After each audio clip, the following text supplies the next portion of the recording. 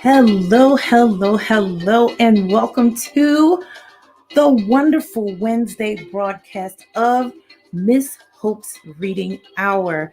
So glad to be here with you all today. Just a second. I need to move that back a little bit. Hello, everybody. So glad to be here with you on this wonderful Wednesday. Hopefully, your Tuesday was pretty terrific and your Wednesday has been wonderful so far. Glad to be here with you this evening. So, how was your day? Hopefully it was good. You learned some new things in virtual school or hybrid school or in-person school.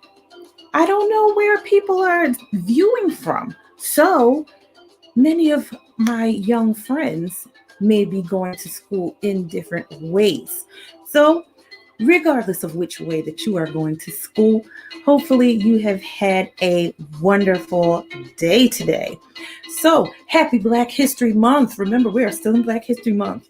I am going to still be saying Happy Black History Month for the whole month of February. Okay?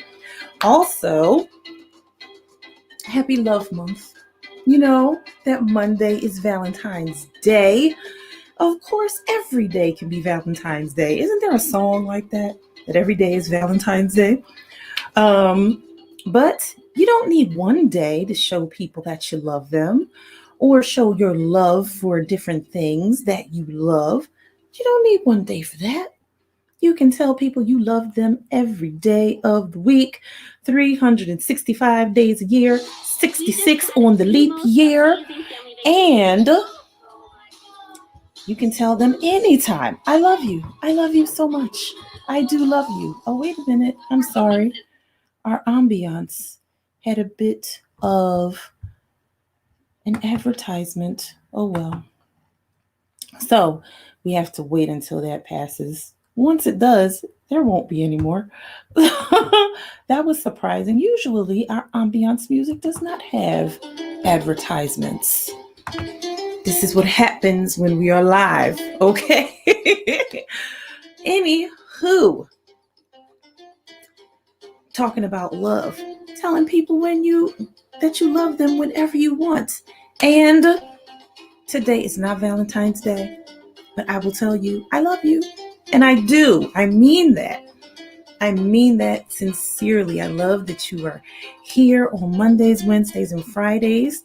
My young ones, my older young ones, my adult ones, my parents, my teacher friends, my parent-teacher friends, or anybody who loves to hear the great stories that we are reading here on Miss Hope's Reading Hour, especially my young ones and our generous donors.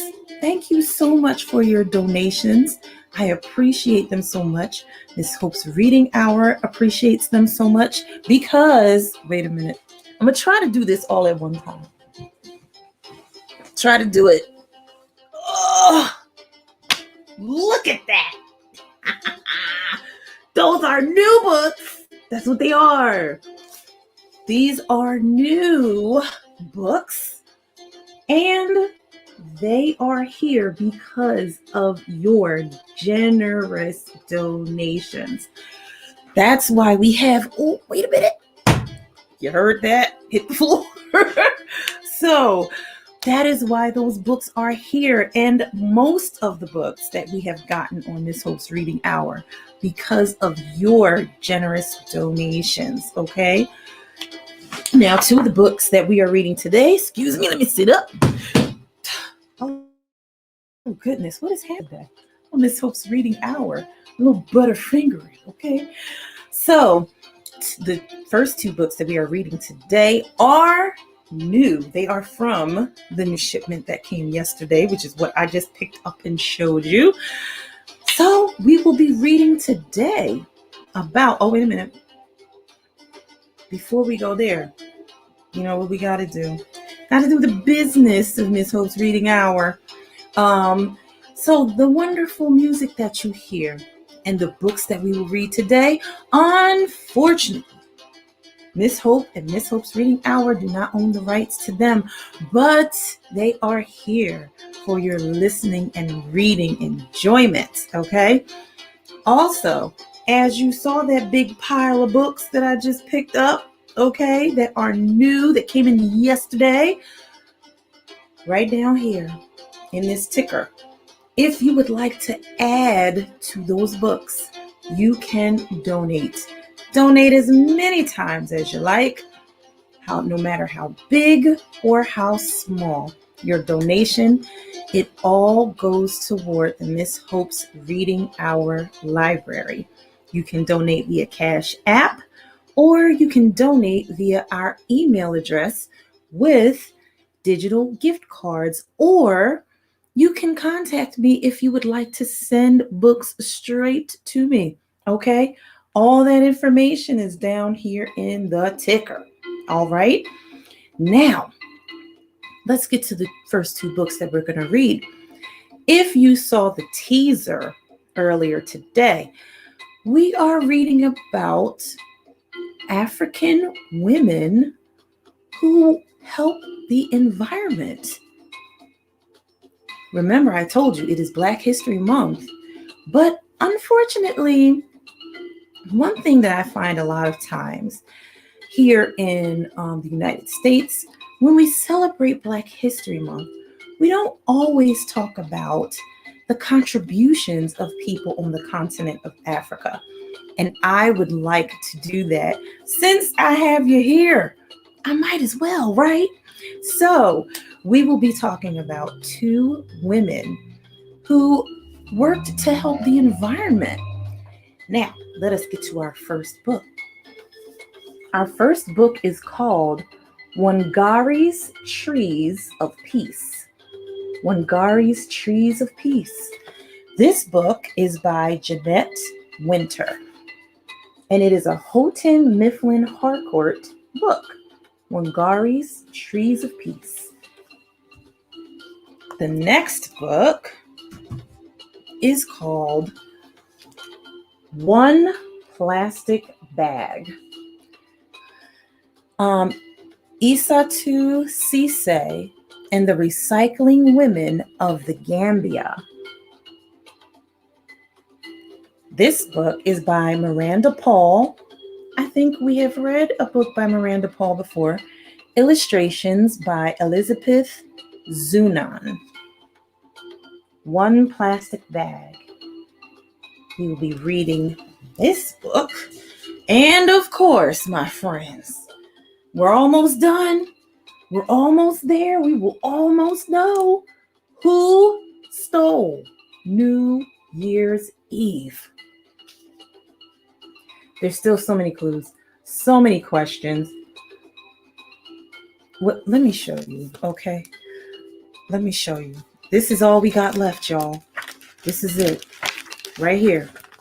This is all we got left. This is it. That's it.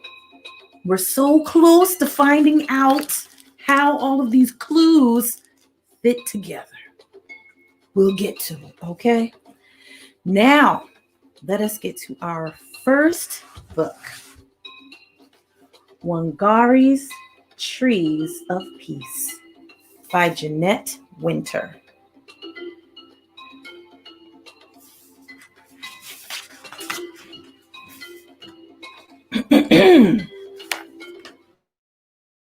Remember, bend it a little bit when you get the new books. Wangari lives under an umbrella of green trees in the shadow of Mount Kenya in Africa. I love these pictures too. They're so vibrant, colorful. She watches the birds in the forest where she and her mother go to gather firewood for cooking.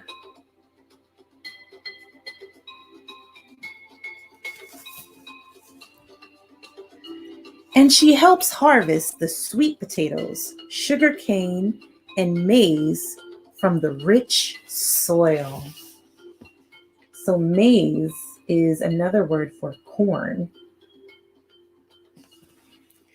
Wangari shines in school, and when she grows tall, like the trees in the forest, she wins a scholarship to study in America.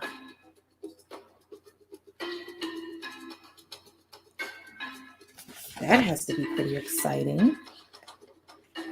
6 years later, her studies over, Wangari returns to her Kenya home and sees a change. What has happened, she wonders. Where are the trees?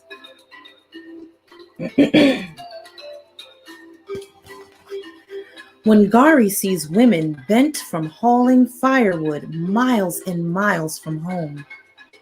She sees barren land where no crops grow.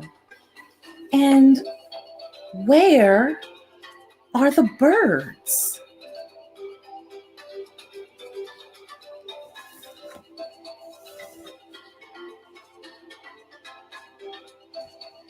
Thousands of trees have been cut down to make room for buildings, but no one planted new trees to take their place. Will all of Kenya become a desert, she wonders, as tears fall? Yeah, that would be pretty sad to come home and see all the beautiful trees gone. Wangari thinks about the barren land. I can begin to replace some of the lost trees here in my own backyard, one tree at a time. She starts by planting 9 seedlings.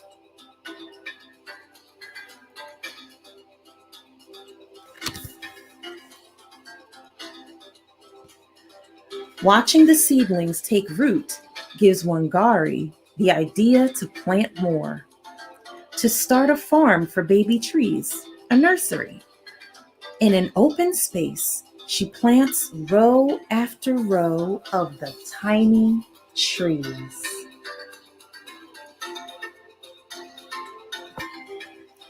Next, Wangari convinces the village women that planting trees is a good thing. She gives each one a seedling. Our lives will be better when we have trees again. You'll see, we are planting the seeds of hope.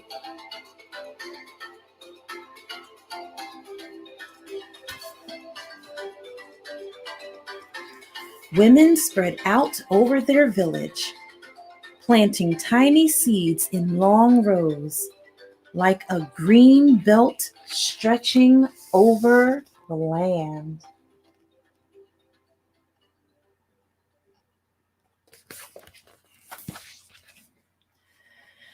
Word travels like wind rustling through leaves about the green returning to Wangari's village.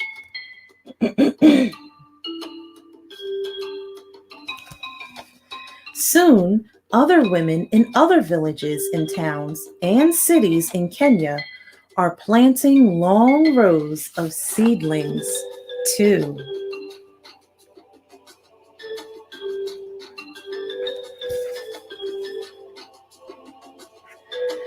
But the cutting continues.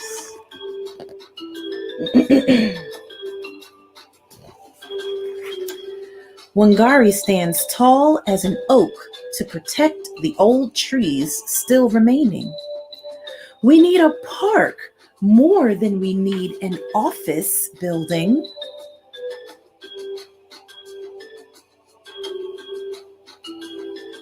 I agree.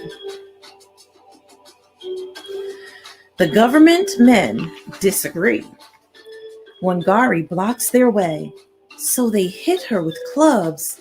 They call her a troublemaker and put her in jail. Oh, wow. And still, she stands tall. Right is right, even if you're alone.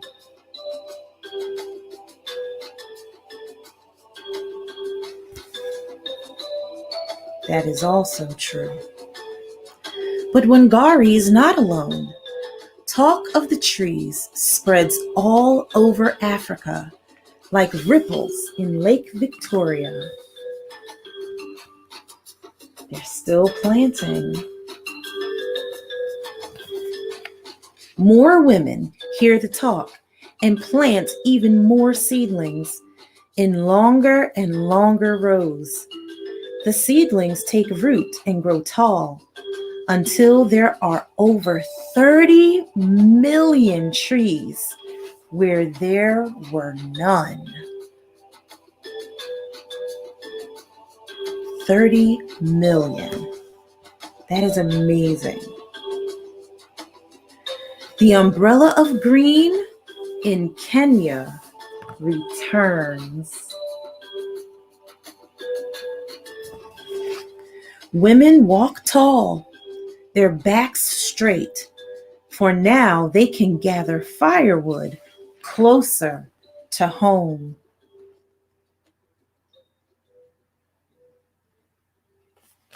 And look, the birds came back. You see the birds?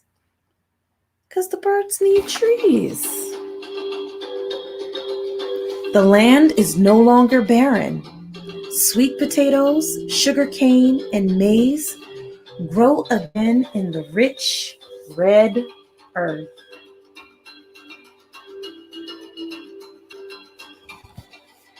The whole world hears of Wangari's trees and of her army of women who planted them.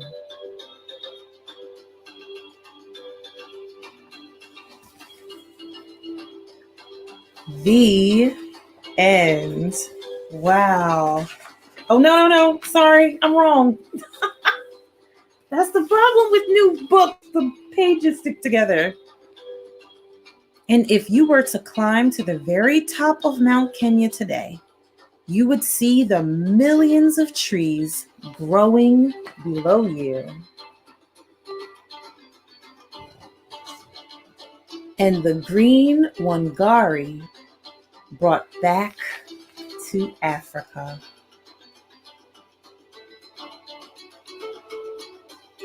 Now, the end. So I want to read the author's note, and it talks about Wangari. Wangari was born in 1940 in a heath. I'm sorry if I pronounced that wrong, I apologize. A small village in a verdant, fertile land of Kenya. Brilliant in school, Wangari awarded a Kennedy Scholarship to attend college in America, where she earned both a bachelor's and master's degree in the biological sciences. Wangari returned to Kenya to attend the University of Nairobi and became the first woman from Africa to earn a PhD. She taught at the university and today is a member of parliament in Kenya. Wangari started Green Belt Movement Kenya in 1977 on World Environment Day by planting 9 seedlings in her backyard. She was responding to the growing deforestation in her homeland. She saw many changes in daily life, especially among the rural women. Some of these changes were lack of firewood, poor soil, erosion, and lack of clean drinking water. The desert was creeping closer, encroaching on the fields where crops and trees once flourished. She enlisted local women to help her plant more indigenous trees. Indigenous means that they are from Kenya. By 2004, 30 million had been planted. 6,000 nurseries existed in Kenya. The income of 80,000 people had been increased, and the movement had spread to 30 African countries and beyond. Wangari Maathai was awarded the Nobel Peace Prize in 2004 because of her contribution to world peace through the Green Belt movement. In African tradition, a tree is a symbol of peace. So it was fitting that when notified of winning the award, one of Wangari's first acts was to plant a Nandi flame tree at the base of Mount Kenya. In her acceptance speech, she said, "We are called to assist the earth to heal her wounds, and in the process, heal our own. Indeed, to embrace the whole creation in all its diversity, beauty, and wonder." What a wonderful story about Wangari Maathai. So, my friends, my young ones especially, if you have to write a report on someone who was African or African American who made a contribution to the world, this is a great book, Wangari's Trees of Peace, the story about Wangari Maathai. Such a great book. Hope that you learned something new today. See, you can learn something new every day. All right, so I already know because I checked. It looks the same underneath the dust jacket. You know, that makes me happy. So our next book is One Plastic Bag, Isatu Sise and the Recycling Women of the Gambia.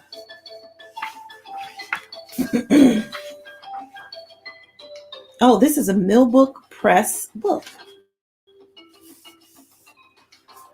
Njau, Gambia. If I pronounce it wrong, I'm sorry.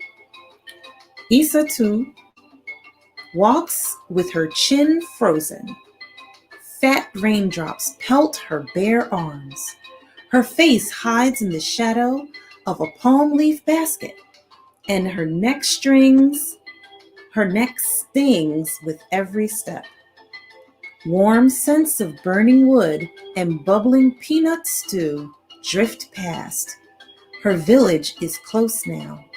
She lifts her nose to catch the smell.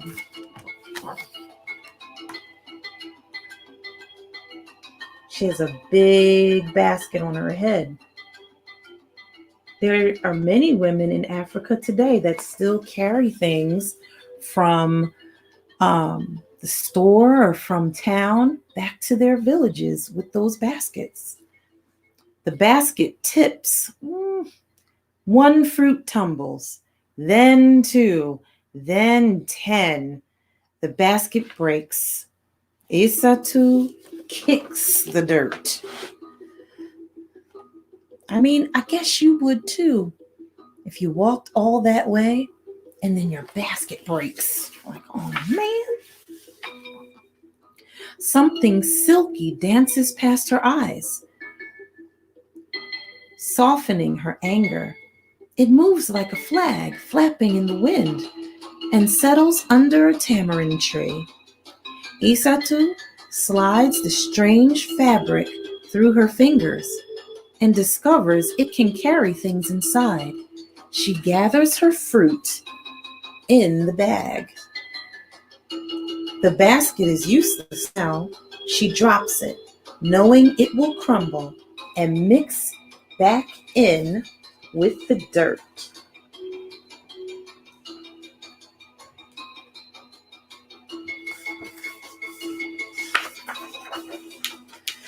Four goats greet Isatu as grandmother Umbambe emerges from the kitchen hut. Hurry in before the rain soaks your beautiful mbuba.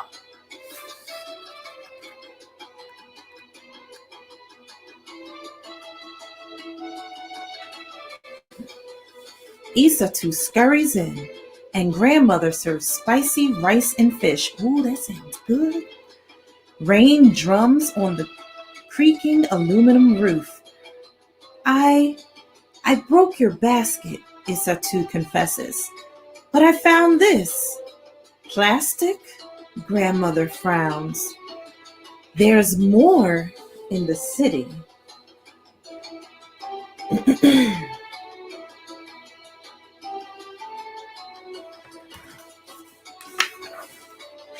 Day after day, Isatu watches neighbors tote their things in bright blue and black plastic bags.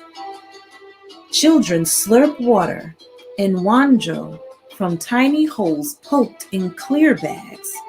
Market trays fill the minties wrapped in rainbows of plastic. The colors are beautiful, she thinks. She swings her bag high. The handle breaks. One paper escapes, then 2, then 10. Not again. Goodness. Satu shakes sand off her papers. Another plastic bag floats by, and she tucks her things inside. The torn bag is useless now. She drops it in the dirt, as everyone does. There's nowhere else to put it.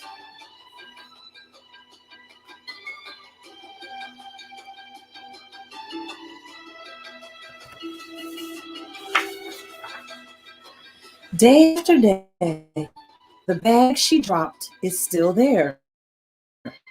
One plastic bag becomes 2, then 10, then 100. Plastic isn't beautiful anymore, she thinks. Her feet step down a cleaner path, and the thought floats away. Look at all those plastic bags. Years pass, and Isatu grows into a woman. She barely notices the ugliness growing around her until the ugliness finds its way to her.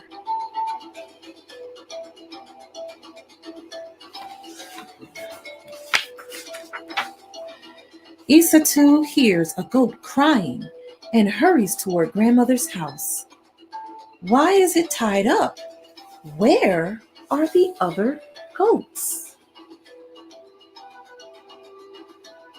It's a beautiful goat. Inside, the butcher is speaking in a low voice. Many goats have been eating these, he says.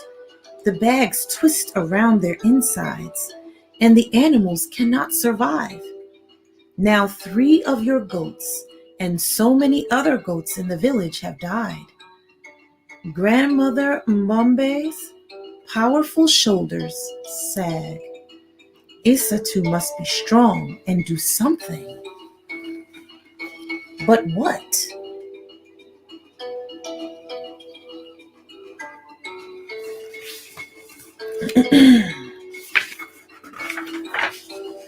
Isatu's feet led her to the old, ugly road. A pile of garbage stands as wide as grandmother's cooking hut. Mosquitoes swarm near dirty pools of water alongside the pile. Smoke from burning plastic stings her nose. Her feet back away.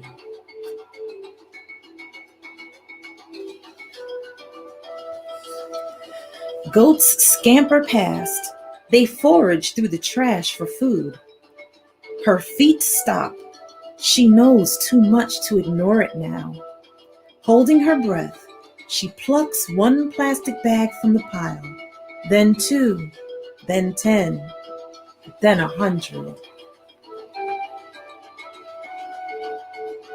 Look at that pile.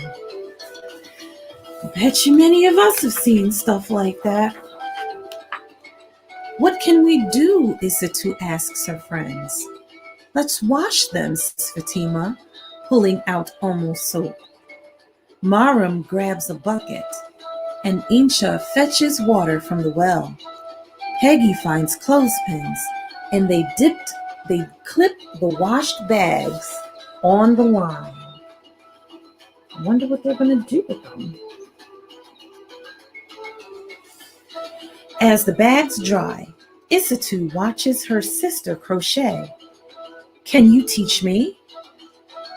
Wow, yes! Her sister shows Isitu the stitches, then hands her a metal tool. Isitu's fingers busy themselves in and out, around. Jarejef, thank you.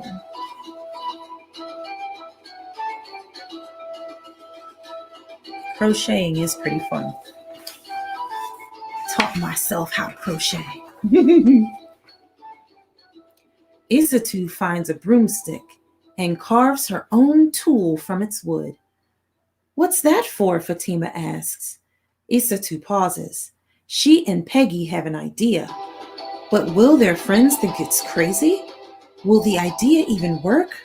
Nervously, she explains the plan.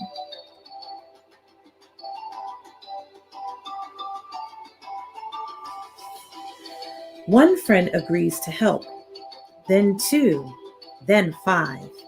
The women cut bags into strips and roll them into spools of plastic thread. Before long, they teach themselves how to crochet with its thread.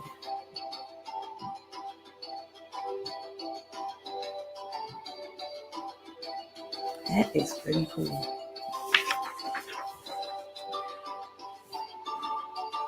Nakaligebe asks grandmother, how is the work?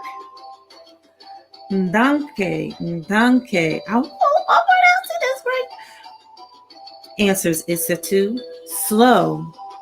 Some people in the village laugh at us. Others call us dirty. But I believe what we are doing is good. The women crochet by candlelight, away from those who mock them.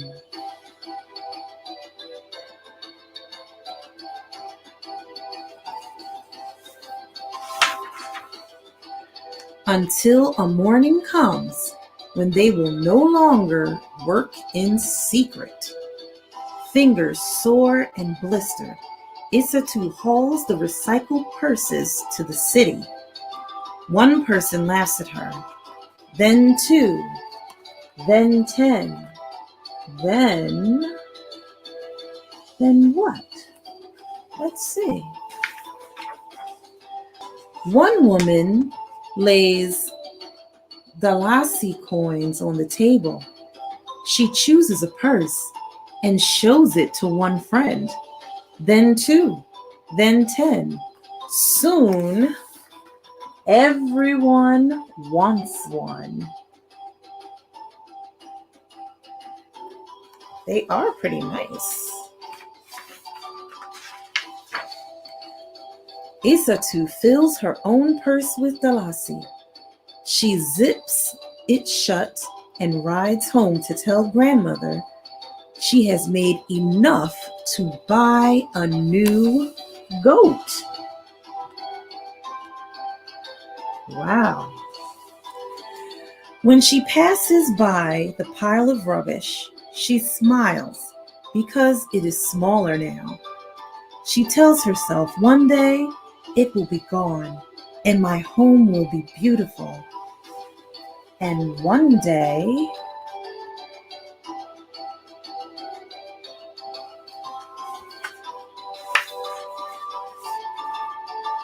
it was.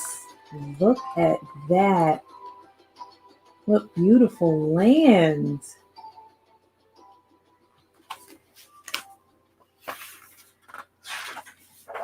The end.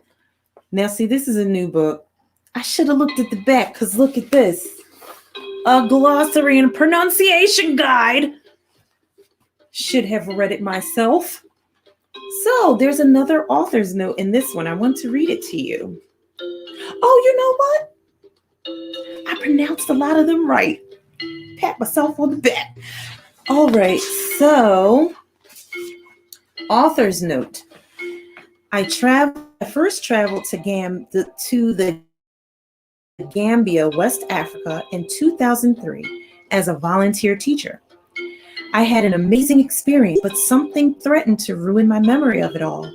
The heaps of garbage piled everywhere. The problem seemed too big to fix. Then a friend told me that in a rural village, a woman named Isatu Sise was doing something about it. My friend showed me a beautiful purse made from the recycled plastic bags, and I vowed to meet Isatu. During my third stay in the Gambia in 2007, I finally connected with Isatu and visited her home in Njawa. There, I interviewed many women and girls, including the original Gambian women who had begun the recycling project with Isatu a decade earlier. They shared past stories of dead livestock, strangled gardens, and malaria outbreaks linked to the trash. But they also shared news stories of healthier families, better income, and increased self-confidence. Although I wasn't able to include all the details about the women and their project in this book, I believe the story I've shaped captures their spirit and inspirational accomplishments. I'm sorry. Today, Njawa is much cleaner, the goats are healthier, and the gardens grow better. Residents from nearby towns travel there to learn the craft of recycling.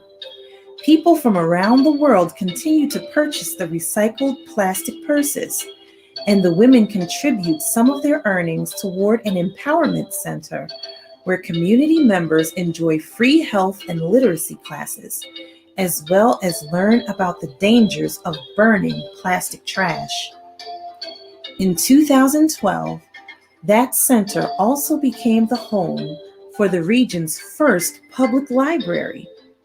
By the time you read this book, I hope that a copy of One Plastic Bag is shelved there, and that it will be checked out once, then twice, then 100 times.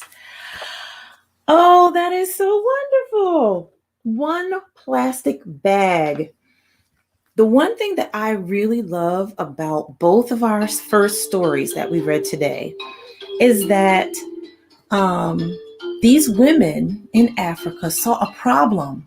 They saw a problem and they started to fix it. They did something about it.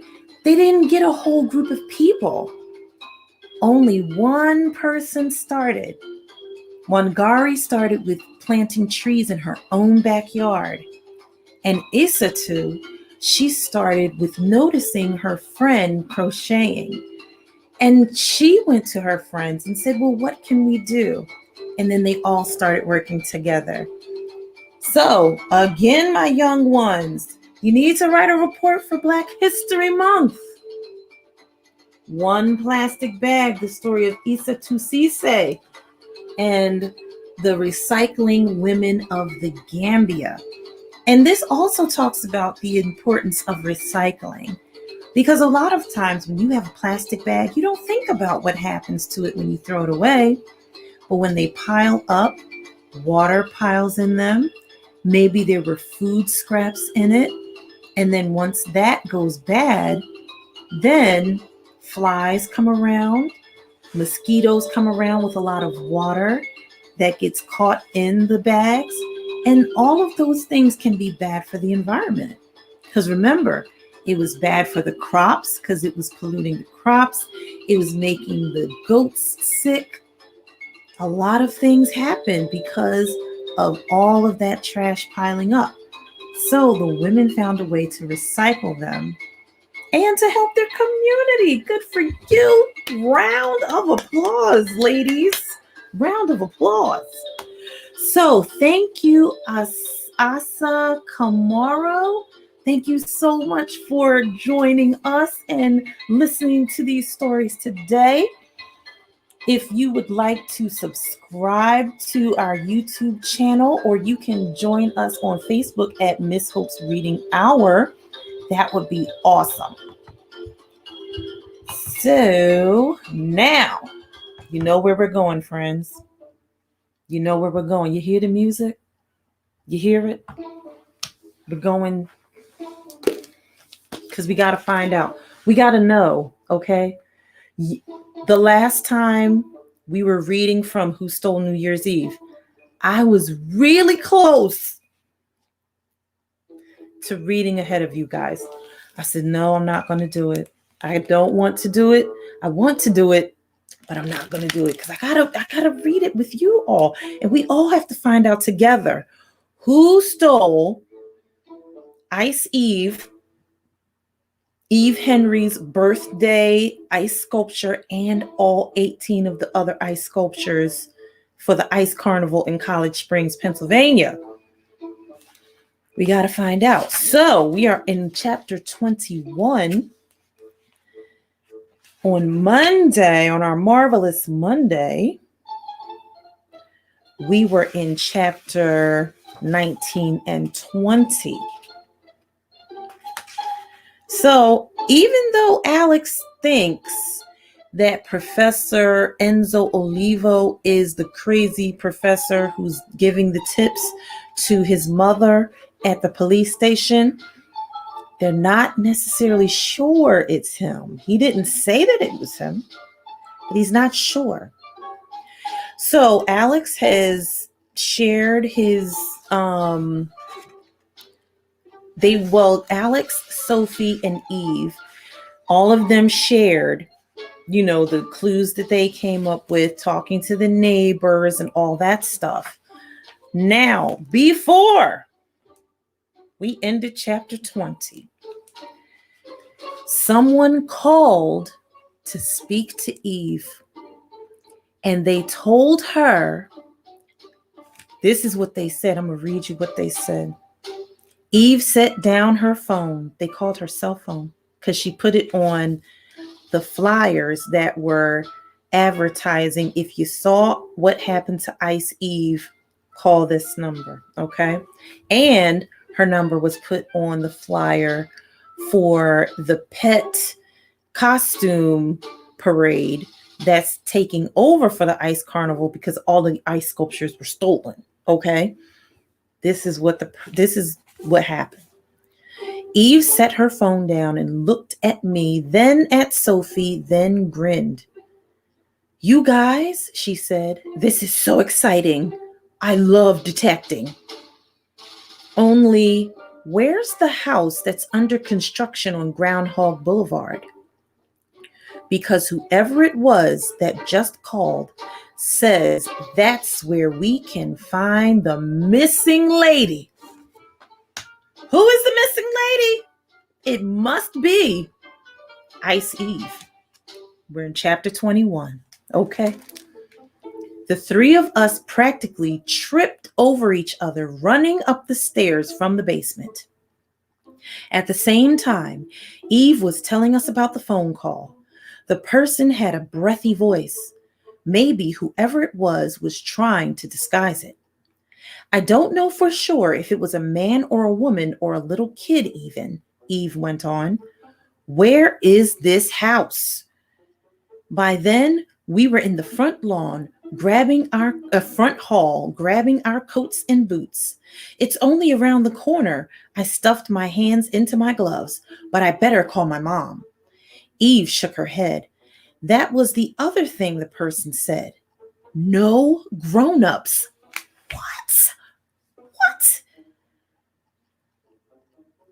What? Those were the next words. It was my turn to shake my head. I don't like that. It sounds weird. What are you, chicken? Sophie asked. Of course I'm chicken, I thought. Aren't all sensible people chicken? Then I thought of something else. Wait a sec.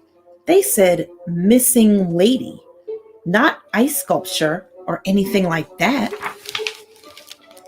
Eve thought for a second. She said finally. But what else could they be talking about? Sophie pushed the front door open.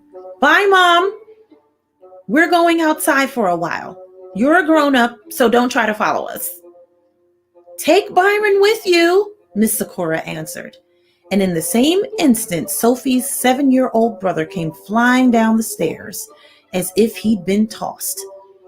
She's so not fair, he whined. All I asked was, can I play underwater darts in the bathtub? Where are we going? None of us especially wanted Byron, but arguing would take too long. Get your coat, Sophie said. We'll explain on the way. To get to the unfinished house, you cross Chickadee Court, walk to the Jensens, and turn right on Groundhog. The sidewalk in front had been shoveled. The yard was only a dirt patch covered with sloppy ice and mud. Leading across it was a path of cruddy old plywood boards. We followed the path, slipping and sliding, to the front entrance, which was about 4 feet off the ground. There weren't any steps. There wasn't even a door, so we had to jump and climb up the bare wood to get inside. Byron was too short, so Eve and I knelt down, grabbed him under the arms, and lifted. Everybody good? Sophie said when we were all inside. All right then, troops, fan out. Eve, you take the kitchen and family room. She pointed randomly behind her. Alex, you go upstairs. She pointed randomly up. Byron, she pointed randomly at Byron. Your job is to stay right here and watch in case any bad guys come. Bad guys? Byron's voice squeaked. I shook my head. Sophie, what are you talking about? What bad guys? And what upstairs? Do you see any stairs? Eve said, a lot of houses in California, then stopped as she realized that Sophie, Byron, and I were all looking at her. Never mind. The house had no roof, only blue plastic sheeting, which made it feel dark and haunted inside, not to mention that it was cold and damp. The whole effect was spooky, and I, for one, did not want to wander around in the shadows by myself. Let's just stick together, I said. We can cover everything in like 5 minutes. Maybe not even that, Eve said, because look, she pointed. Through the doorway ahead of us, we could see a mess of dark spots on the bare wood floor. Footprints? We went to investigate, and Sophie used the flashlight on her phone to get a better look. They look like kid footprints to me, she said. Byron, put your foot next to that spot. Byron squealed. I didn't steal any ice, lady. Eve reassured him. We know you didn't, bud. You were home with us all afternoon, but we're curious if maybe the prints might belong to a kid or kids. Byron placed his foot, and sure enough, the prints were about the same size. If it's someone in the neighborhood, that makes it probably either Jeremiah, Billy Jensen, or Russell's little brother Graham. And then I thought of something. Eve, did the person on the phone use the word grown-ups, not adults, not parents? That's a kid kind of word, I said. So what I'm thinking now is this whole thing is a kid operation. Oh, lost my place. Do kids in Pennsylvania drive trucks in the middle of the night? Eve asked. Sophie said, she's got you there, bud. Now, does anybody else want to actually find Ice Eve, or are we just going to stand here and chit-chat all day? You'd think it would be easy to follow footprints through an unfinished house, but I'm here to tell you that it is not. Pretty soon, they started overlapping themselves. And after that, I'm afraid we might have started following our own footprints in circles. Wait a sec, said Eve. Isn't this the laundry room? We've been here already. It's not the laundry room. It's part of the kitchen, said Sophie. Eve pointed. I think that's where the dryer goes. Sophie shook her head. Dishwasher. Byron piped in. Do I hear toilet? By then, we were all getting grumpy. It was cold and dark. The parade was supposed to start at 6. What were we doing here at all? Look, can we all agree we're going in circles? Eve asked. I'm not even sure there is a missing lady, let alone Ice Eve. Sophie put her hands on her hips. Are you whining?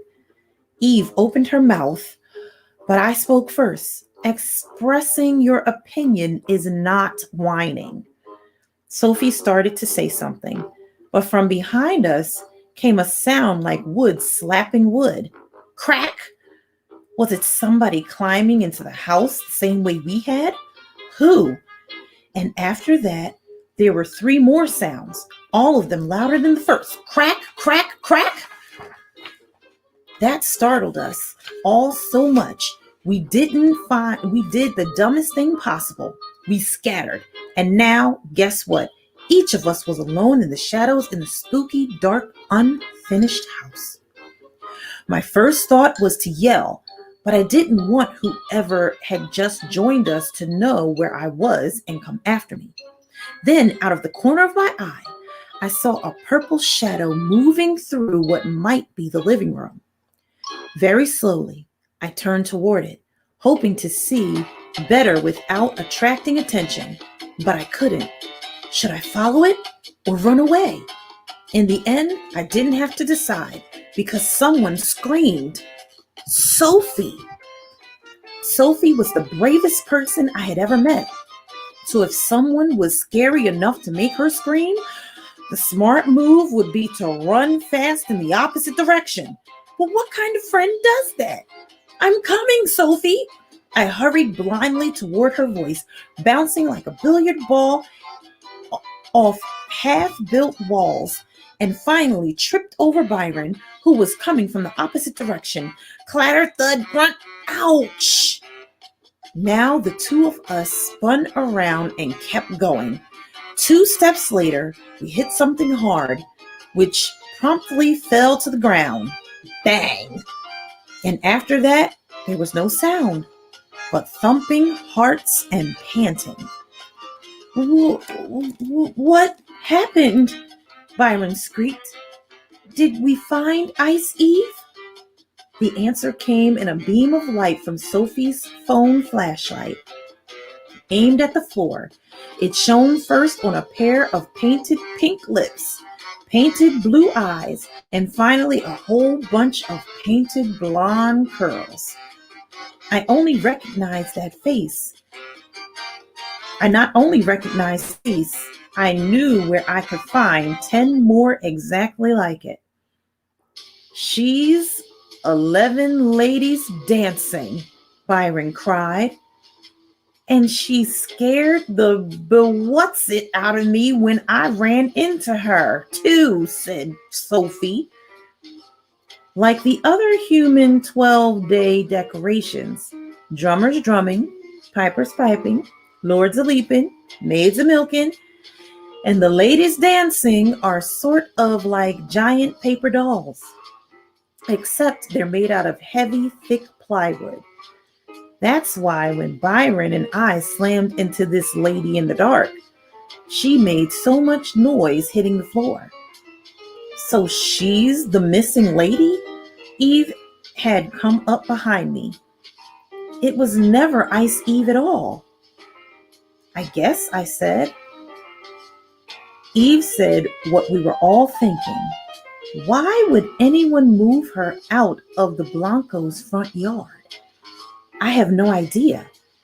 We'd better get her home and get to the parade, Sophie said. Looks like somebody played a joke on us. The fastest way to the Blancos was to cut through the Jensen's yard. Byron went ahead to make sure the way was clear. Eve took one dancing foot and Sophie took the other. I took the smiling head. She wasn't that heavy, but the way the plywood was curved, it was impossible to get a good grip on a good grip with our winter gloves on. So after about 2 steps, we stopped to set her down, to take off our gloves and start over. Somebody else was back there. And it wasn't that long ago, Byron reported as he picked his way carefully through the mud and slush. I keep stepping in footprints. Must have been whoever stole her in the first place, Sophie. Sophie said. Ouch, I complained. Is anybody getting splinters? Me, said Sophie. Me too, said Eve. Mr. Blanco was standing in his front yard when we got there, facing toward the other 10 ladies and away from us. He was nodding at each lady in turn, and after a second, I realized what he was doing, counting. I couldn't help smiling. How many times had he gotten up to 10? Thought he must have miscounted and started over again. Missing something, Sophie called. Mr. Blanco spun around, and at the same moment, the lights came on and the music started. On the 12 days of Christmas. On the first day of Christmas, sorry. We don't know, so don't even ask us, Sophie handed her corner to Mr. Blanco. She was in the unfinished house around the corner, and here she is. Do you mind setting her up again? We're exhausted. Mr. Blanco said, what was she doing in the vacant house? Who took her there? How did you guys know? Sophie looked at me. Was he not lying or what? There was a lot to tell. So I talked fast about the flyer and the phone call and the kid-sized footprints in the unfinished house. Then I added, but that's all we know.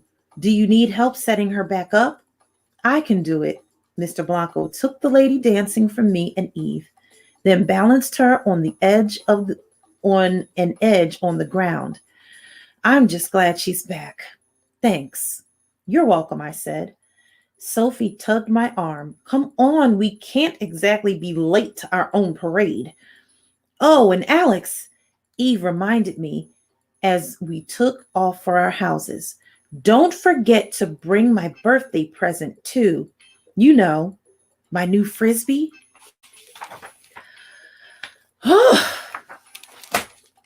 We got to stop there, my friends. Yes, Miss Brandy, you can watch from the beginning. So glad that you came in when you did.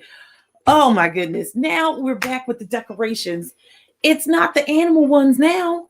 It's the ones that have human parts to it. So we're looking for Ice Eve. Can't find out where the other 18 ice sculptures are. And now someone's decorations have gone missing, and they called Eve and told her about it, but it has nothing to do with Ice Eve. Nothing to do with the explosions that the person keeps calling the police station about.